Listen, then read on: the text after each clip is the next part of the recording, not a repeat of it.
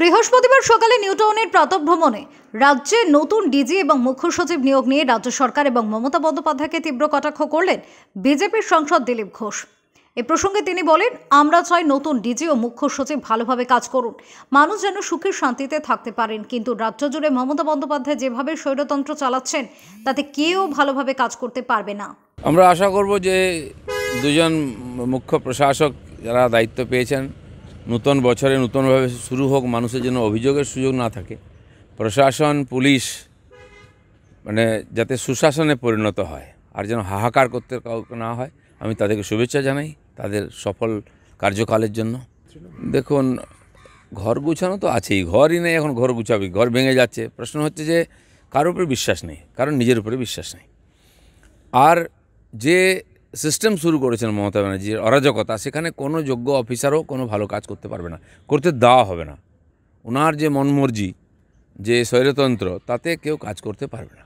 এছাড়াও তৃণমূলের সঙ্গে কংগ্রেস জোট করলে পরোক্ষ জোটে কংগ্রেসের সঙ্গে থাকবে না। মোহাম্মদ সেলিমের এই মন্তব্য প্রসঙ্গে দিলীপ বলেন, এইসব কথা বলে উনি মানুষকে বিভ্রান্ত করছেন।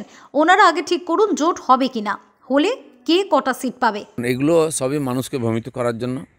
কি করবেন ওনারা ঠিক করুন, জোট হবে কিনা, কবে হবে, কে কটা সিট পাবে, কোন সিটটা পাবে, এই করে মানুষকে ভুলভুলাই রেখেছেন। আমি বলছি, নাইদার রাইট নর লেফট, গো স্ট্রেট বিজেপি। আগামী দিনে মোদি আসছেন, বিজেপি সরকার হবে। পশ্চিমবাংলার মানুষ যদি উন্নয়ন চান, বা যে কাজগুলো অসম্পূর্ণ আছে মোদির এখনও, যেখান থেকে মানুষকে বঞ্চিত রাখা হয়, সেগুলো যদি সম্পূর্ণ করতে হয়, তাহলে মোদিকেই সুযোগ দিতে হবে, কারণ অন্য কোনো বিকল্প নাই। আর ব্যারাকপুরে অর্জুন সোমনাথ তরজা নিয়ে দিলীপ বলেন, ব্যারাকপুরে ঝগড়া কবে ছিল না?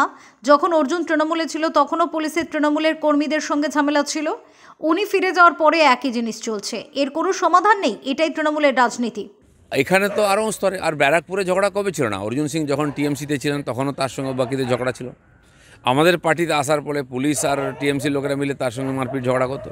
উনি ফিরে যাওয়ার পরে সে একই জিনিস চলেছে। সেজন্য এর কোনো সমাধান নেই, এটাই চলবে, আর এটাই রাজনীতি টিএমসির।